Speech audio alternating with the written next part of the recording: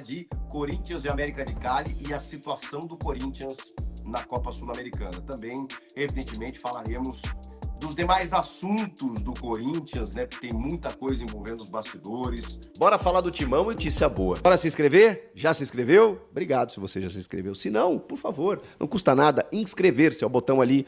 Clique em inscrever-se. Vamos nessa. Que banho de água fria. Que ducha de água gelada esse Corinthians na Sul-Americana. Eu não sei se os caras não querem, não estão afim. Eu achei que com técnico novo esse ânimo pudesse ser alterado, né? As coisas poderiam ser renovadas. Eu acho até que não, obviamente não passa pelo Dorival, né? Mas é uma tiriça esse Corinthians na Sul-Americana. Mas é uma tiriça, mas é uma preguiça. Sabe, o Corinthians na Sul-Americana parece que ele faz um esforço do tipo assim, cara, sabe quando você tá meio de saco cheio do trampo, ou da escola, ou da faculdade, aí você vai meio que empurrado, assim, sabe? Aí você vai de manhã com o travesseiro meio grudado na tua cara, tu só joga uma água aqui, sabe? O cabelo tá meio torto, aí pá, tu chega lá, aí fica lá ouvindo o professor falar, tu não quer tá ali, tu não tá ali. Tá só o corpo presente, a tua alma não tá ali naquele lugar. Tu chega no trabalho, as pessoas falam contigo, tu toma 2 goles de café e tu fala, puta que pariu, o que eu tô fazendo aqui? Aí pá, vai te distrair, olhar pro celular, vai no banheiro, fica meia hora. Tu não quer tá ali, tu não quer estar de saco cheio. A sensação que eu tenho do Corinthians na Sul-Americana é essa. É essa. Na Libertadores foi outra coisa, tá? A pré-Libertadores foi outra coisa. Foram erros do técnico, foram muito erros infantis dos jogadores também, uma falta de senso. Agora, cara, na Sul-Americana é um negócio assim, os caras não estão afim. E tá bem, ok, vamos nos convencer disso. Né? E eu confesso para vocês que eu tava pensando assim, cara, será que com o Dorival os caras vão dar uma outra resposta, vão chegar chegando, vão jogar essa Sula aí pra... porra, pelo menos representa, né, cara? Pelo menos respeita quem tá lá. Pô, mais uma vez, né, a arena lá cheia de torcedores, numa terça-feira, 9h30 da noite, os caras vão lá, lotam o estádio, empurram o time, técnico novo, 2 vitórias, né, do tipo assim, vamos lá, vamos dar essa força. O Dorival até escalou um time mais quente, assim, né, que eu imaginava. Eu sabia que ele ia preservar, eu sabia que ele ia rodar. Mas ele, ok, né? Colocou quase o que tinha de melhor. O Léo Maná, por conta do Mateuzinho e o seu controle de carga, ele tá fazendo isso com vários jogadores. Depois ele faz um esquema lá com o Maicon, hein? Porque assim, o Dorival, é óbvio que a gente vai analisar esse terceiro jogo do Dorival. Agora, eu não vou aqui acreditar toda a culpa do mundo no Dorival. A sensação que eu tenho do Corinthians na Sul-Americana é essa. É essa. Na Libertadores foi outra coisa, tá? A pré-Libertadores foi outra coisa. Foram erros do técnico, foram muito erros infantis dos jogadores também, uma falta de senso. Agora, cara, na Sul-Americana é um negócio assim, os caras não estão afim. E tá bem, ok, vamos nos convencer disso. Né? E eu confesso para vocês que eu tava pensando assim, cara, será que com o Dorival os caras vão dar uma outra resposta, vão chegar chegando, vão jogar essa Sula aí pra... porra, pelo menos representa, né, cara? Pelo menos respeita quem tá lá. Pô, mais uma vez, né, a arena lá cheia de torcedores, numa terça-feira, 9h30 da noite, os caras vão lá, lotam o estádio, empurram o time, técnico novo, 2 vitórias, né, do tipo assim, vamos lá, vamos dar essa força. O Dorival até escalou um time mais quente, assim, né, que eu imaginava. Eu sabia que ele ia preservar, eu sabia que ele ia rodar. Mas ele, ok, né, colocou quase o que tinha de melhor. O Léo Maná, por conta do Mateuzinho e o seu controle de carga, ele tá fazendo isso com vários jogadores. Depois ele faz um esquema lá com o Maicon, hein? Porque assim, o Dorival, é óbvio que a gente vai analisar esse terceiro jogo do Dorival. Agora, eu não vou aqui acreditar toda a culpa do mundo no Dorival. E vou entender que ele tá tentando fazer algumas coisas interessantes, como abrir esse elenco, já falei para vocês. E aí vai descobrindo algumas figuras, né? O Charles hoje foi mais o Charles que a gente conheceu, né?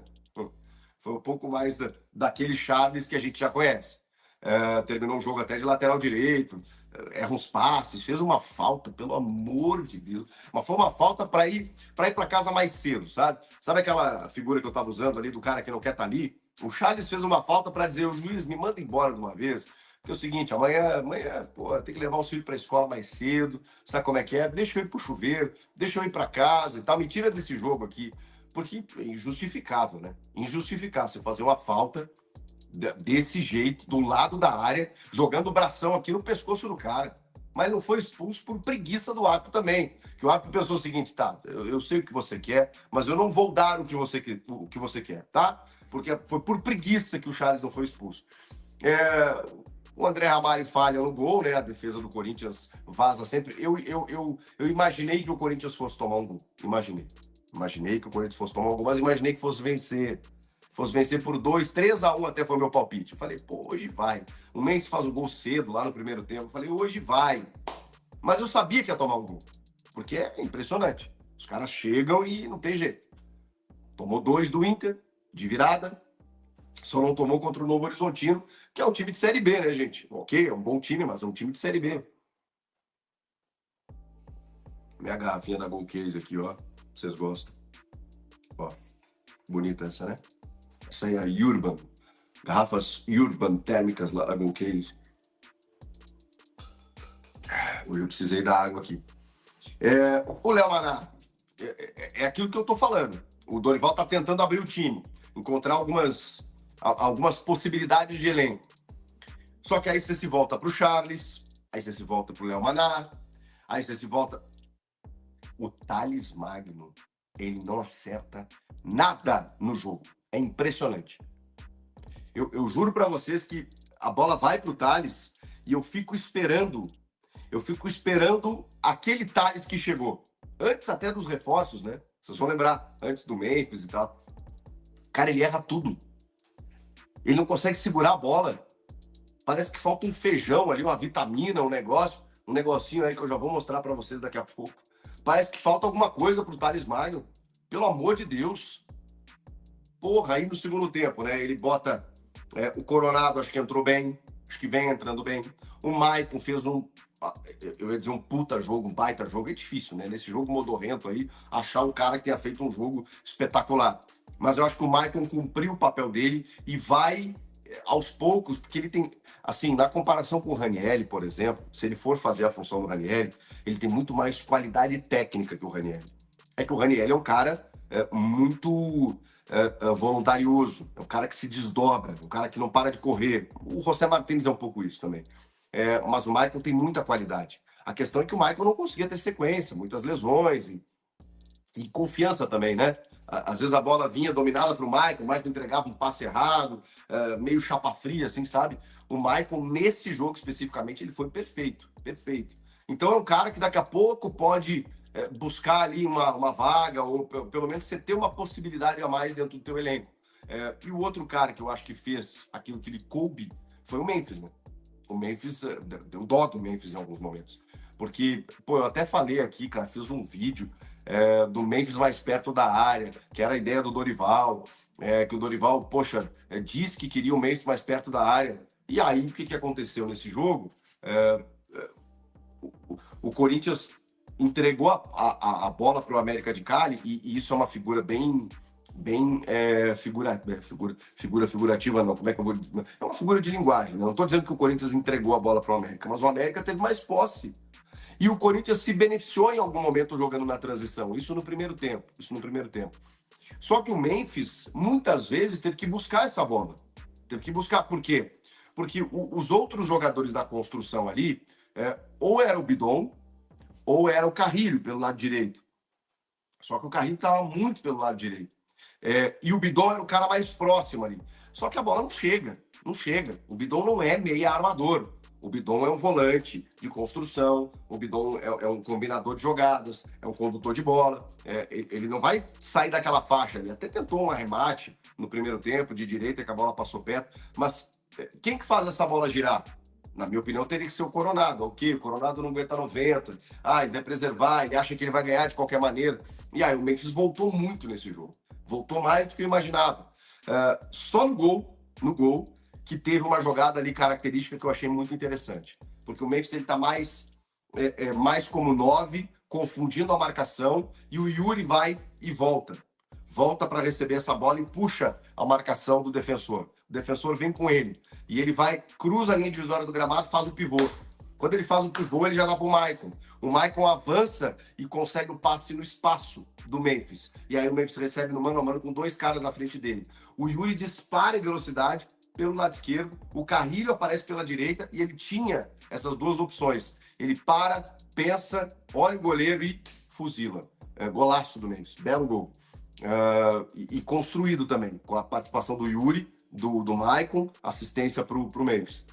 Só que o Memphis, cara, visivelmente ele estava irritado em alguns momentos, porque os caras não davam segmento na jogada. E o segundo tempo, gente, cara, o segundo tempo foi uma miséria. O segundo tempo foi uma tiriça, uma preguiça, meu Deus do céu. América. Aquele jogo contra o CV? É. Ah, sem dúvida. Sem dúvida. Ali é o fundo do poço. Foi muito feio. Ali é o fundo do poço. Eu acho que esse empate contra o América, ele é fruto do momento do Corinthians. O time poderia ter vencido, poderia ter feito um jogo melhor e por isso vencido. Acho que ficou mais perto de perder do que de ganhar. Mas a torcida, e aí aqui eu não tenho que... Eu tenho que entender as emoções, mas eu não tenho que usá-las na hora de raciocinar. Precisa de um pouco de paciência para o Dorival encaixar a ideia dele de jogo. Eu acho que a formação, ela é uma formação inteligente, quando a gente olha o posicionamento dos atacantes, quem jogou no meio campo dentro do possível, e as coisas aos poucos devem melhorar. Se não melhorarem, aí vai ficar mais difícil, porque o Corinthians vai ter que procurar outro técnico no mercado. Não é hora de falar isso, obviamente. Calma, meu Deus do céu. É assim, por que eu tô falando isso? Tá com pressa? Não tem pressa nenhuma. Se não derem certo, já vai procurar um treinador no mercado. Vale lembrar que eu defendi o Dorival antes de ganhar títulos contra o Flamengo, pelo Flamengo, antes de ganhar o título pelo São Paulo.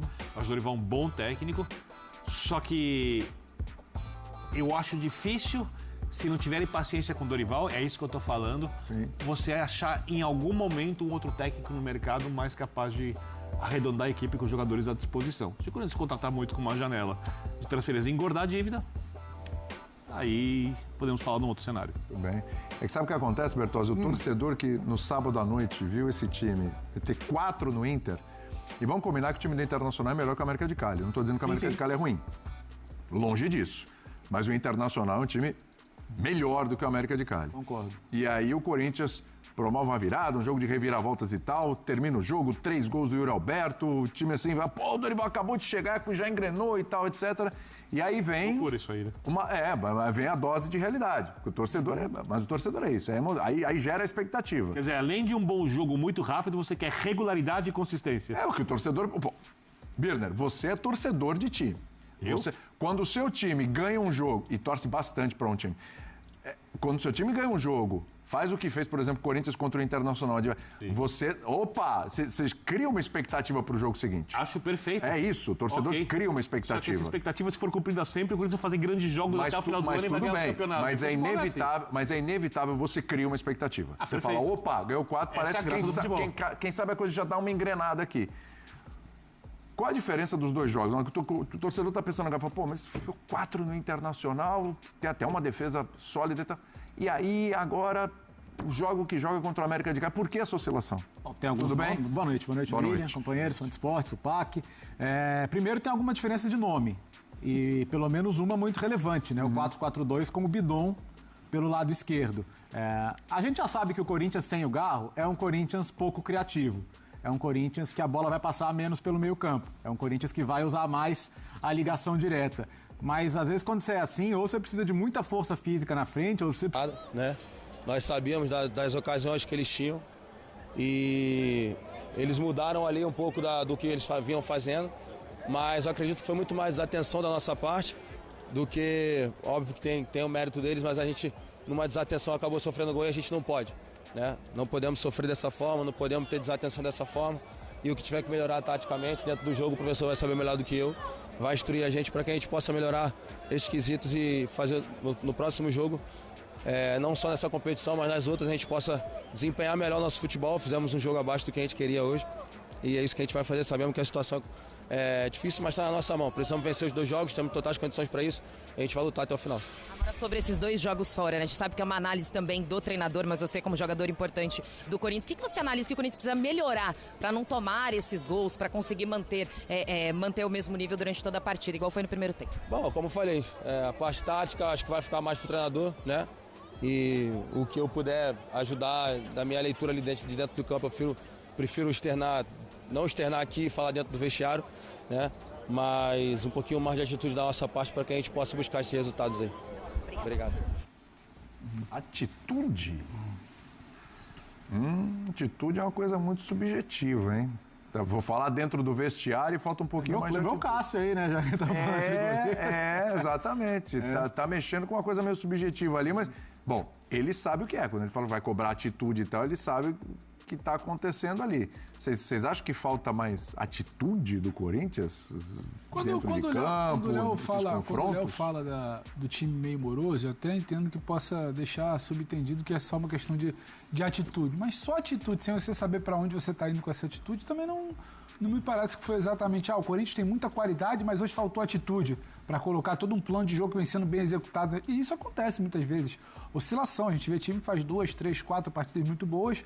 Hoje não encaixou. O Flamengo vem de uma boa sequência de Central Córdoba, além de ser surpreendido por um bom trabalho. O Flamengo em outros momentos, o Palmeiras em algum momento foi surpreendido por estar um pouco, com a marcha lenta, mas depois você vê que sabia o caminho que estava fazendo. Não me parece que o Corinthians tem tudo muito bem desenhado e só faltou atitude. Mas... também é um ponto a se observar, porque quando você tem uma fala dessa, nessas entrevistas ali que são, na ampla maioria das vezes, as mais sinceras, né? No calor ali, né? Na saída do gramado. É muito bom pra gente, às vezes não é tão bom para quem tá ali para depois administrar uma situação. Tem algo que se identifica. Se é também uma questão de atitude, beleza, mas não é para mim só uma questão de atitude.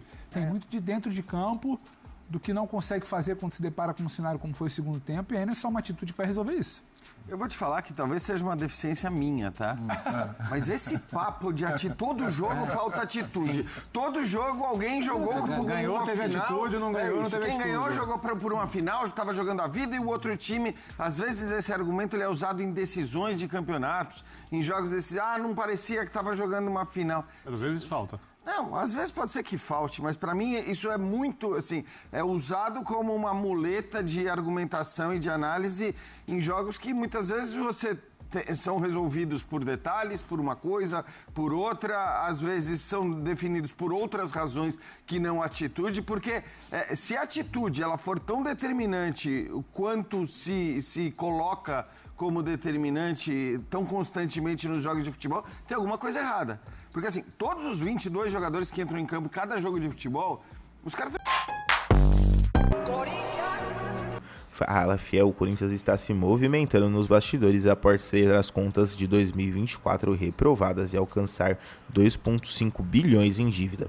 O clube definiu uma lista de jogadores inegociáveis e projeta contenção de gastos até o fim de 2025.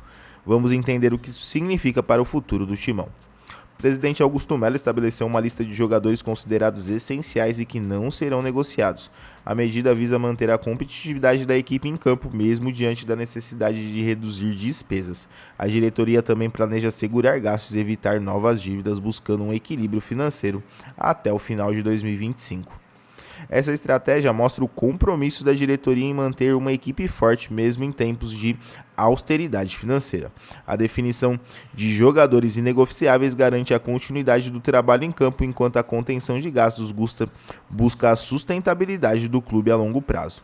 E aí, fiel, o que vocês acham dessa decisão da diretoria? Quais jogadores você considera indispensáveis no elenco?